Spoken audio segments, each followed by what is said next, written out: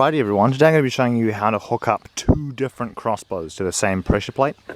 So what we've got here is a basic pressure plate that I've made, and this is essentially just a stick.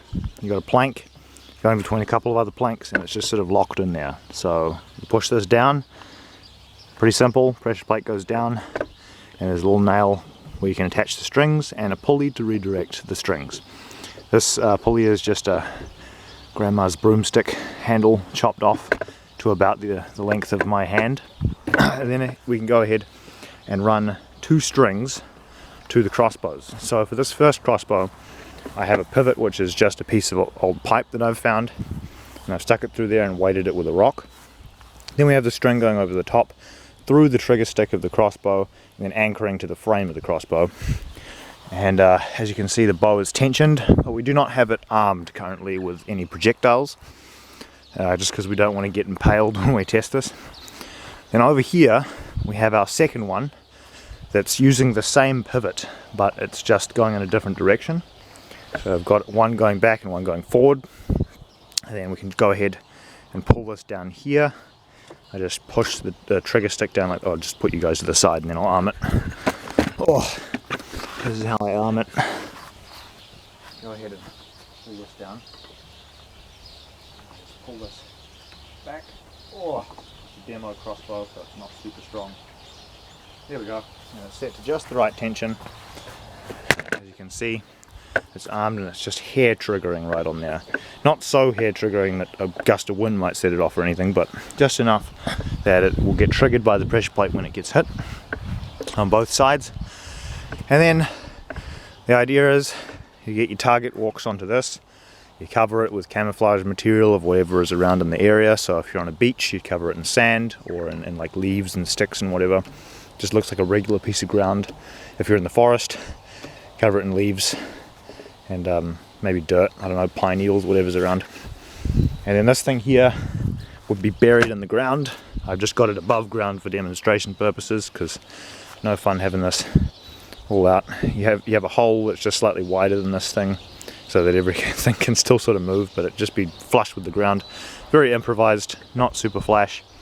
You push the pressure plate down, something lands on it, and then should set off both of them. I haven't actually calibrated it too well yet. You gotta make sure that everything is exactly the right distance apart and that the tension is right, otherwise it won't go off like that. But if I pull it a little harder, we get a fired from there, and I pull this one a little harder, we should get a 5. Oh, that's right. This is one mistake you got to remember to do if your crossbow is on a pivot. You're going to need to prop it up so that when you pull the tripwire string, it doesn't just pull the whole frame of the crossbow down like this one, which doesn't have a ratcheting system. So it's sort of just dependent on you doing it right. Got to make sure that everything's bolted in and locked together right, so that this doesn't happen. I'll pull this up real quick. This should be anchored in such a way that it's not going to change its trajectory. That could be absolutely disastrous at the last minute. You also got to make sure that it's properly armed, like this one was not. This one's got a safety.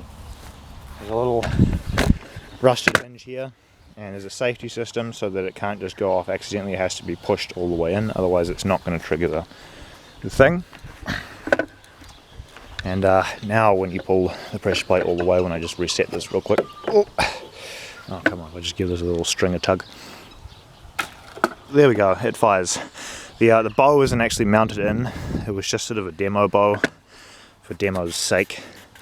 Only reason they didn't go off the first time there is because this is the first time I've set it up and I haven't tensioned them right. You're going to want to have to tension them right and test them a few times until it works reliably. Probably, I don't know, like at least 5 times consecutively where it can fire reliably before you consider it ready.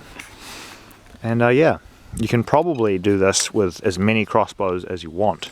I'm just going to quickly reset this bow because it's kind of terrible, and this is absolutely a garbage bow just for demo purposes. But at least it's safe. It's got like 0 power, and it's just sort of more of a demonstration of you could do it, but it's not actually a danger. There's no arrows in these at the moment. but you can put arrows if you're an absolute psycho.